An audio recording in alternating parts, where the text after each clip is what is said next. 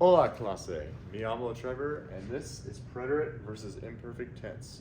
Today we're going to be going over what exactly preterite and imperfect tenses are, and we're going to be hopefully deciphering them a lot better in sentence structures. Now this already assumes that you have the conjugations of preterite and imperfect down, as we have covered in previous sections and chapters. This is going to be more about deciphering between the two, as that is often the most tricky part in Spanish tests. So let's get into this. Alrighty, everybody. Let's discuss the preterite tense in Spanish. Preterite tense está muy fácil. It is nothing to worry about. In actual concept, it is probably the easiest of the two. In conjugation, it is the toughest, but we're not going to discuss conjugation today. Simply speaking, preterite tense is completed actions. So when you look at a sentence, for instance, yo trabajé anoche, I worked last night. If you're looking for something that represents I worked, instead of something that was like I used to work or I was working, then you're gonna go with preterite. Preterite tense, as a general rule, is stuff that has already happened within the confines of the story or within the mind of the speaker, or something that is immediate, something that happens on an onset. So these right here, the start and the end, typically verbs like empezar or terminar, those are clues of a preterite tense or a duration of time.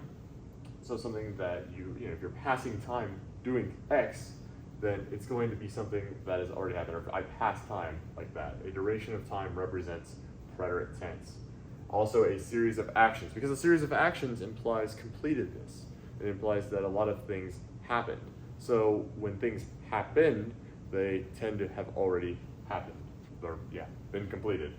Also, a specific time represents that, because this is still completedness, it's still something that's not ongoing within the story, and also an onset of an emotion. So I want you to think that when something happens, like immediately, like de repente me sentí triste, like I got sad, like it just happened suddenly. So an instant action happens, or something that already happened in the past, like ayer yo estudié español, like stuff like that. So that really represents preterite. Let's go over imperfect. All right, vamos, amigos. Today we're going to be talking about imperfect tense now. So we just got done talking about preterite. Let's move on to imperfect. Imperfect tense is pretty easy to remember conjugation-wise, but actually conceptually, it is one of the toughest ones, because it is very hard to discern whether or not it is actually an action that has been completed within the past and an action that is ongoing. But hopefully we can help you out by using some of these clues and some of these example sentences, which we will also go in after this, to discern this. First of all, I want you to think, when you see, if you're going for imperfect, by the way, when you're talking, you should be thinking in English, I was working or I used to work, for work to be our example here.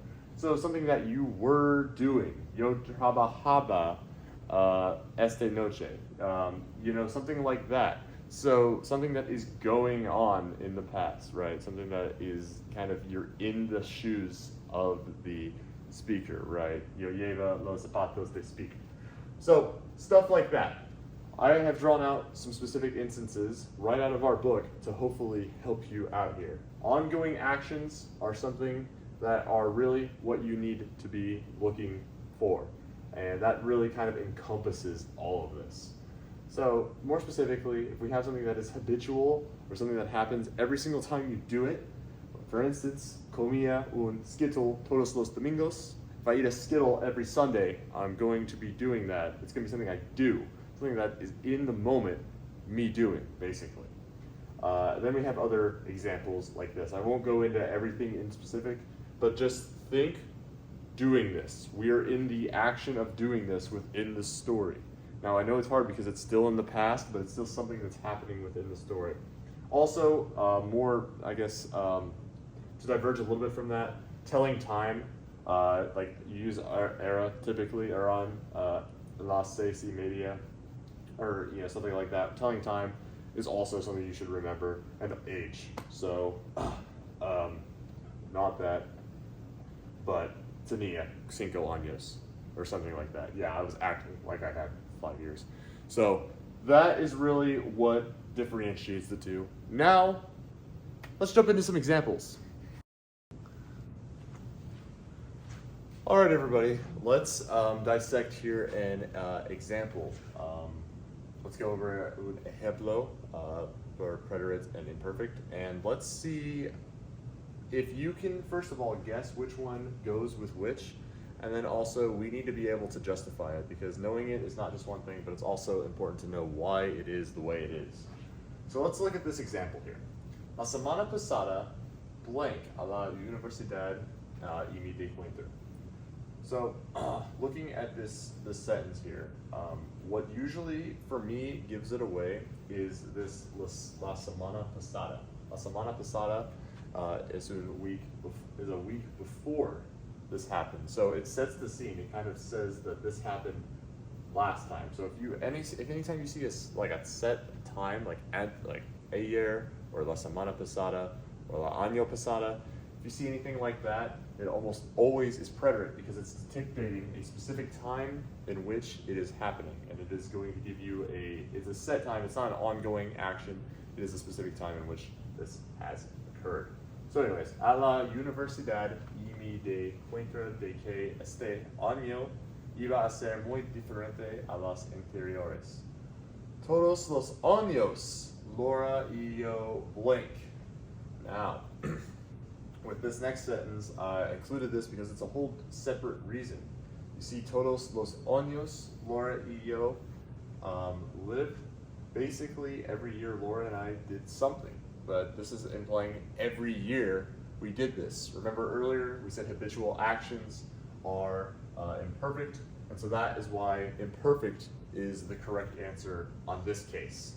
Con Regina, pero la semana pasada, blank, conocer a nuestra nueva compañera de cuarto, Isla. This one, it also has the la semana pasada, but it's also important to note with this, with preterite, there are some irregular meaning verbs that do change they basically change their meaning in the preterite tense. Conocer is one of them. Conocer can also mean to be familiar or meet someone in the preterite tense. So this fits perfectly with this. But also the la semana pasada is a good clue. I don't want that to be the deciding factor when you go for it, but look at the rest of the sentence and dissect exactly the context, and that will ultimately help you the best. Just doing it over and over is the key with this.